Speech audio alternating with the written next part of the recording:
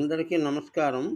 దశావతారాల గురించి మహావిష్ణువు యొక్క 10 అవతారాలు అందరికీ తెలిసినవే. అయినా వాటిలో ఒక ప్రత్యేకత ఉన్నదని తెలియజేయడానికి వీడియో చేస్తున్నాను. పురాణాలు పుక్కిటి పురాణాలు అని తేల్చేస్తారు చాలా తేలిగ్గా. కానీ వాటిలో ఎంత విజ్ఞానం ఉందో ఎవరికీ తెలీదు. మొదటి 6 పురాణాలు తీసుకోండి. అవి ఏమిటంటే మత్స్య, కూర్మ, వరాహ, నృసింహ, వామన, పరశురామ.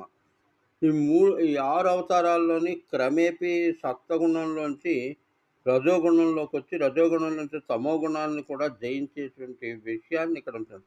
తర్వాత ప్రతి ప్రధాన అవతారాల్లోని 6 మత్స్య, కూర్మ, వరాహ, నృసింహ, వామన, పరశురామ అవతారాల్లో ఏకైక ప్రత్యేకత ఏమిటంటే, ఏ అవతారంలోనూ మహావిష్ణువు కూడా లక్ష్మీదేవి లేదు, తోడుగా రాలేదు. కానీ కార్యాన్ని నిర్వహించారు. అంటే మహామాయ ఉన్నాదా లేదా అన్నది ఎవరికీ తెలియదు. ఇది కైండ్లీ బి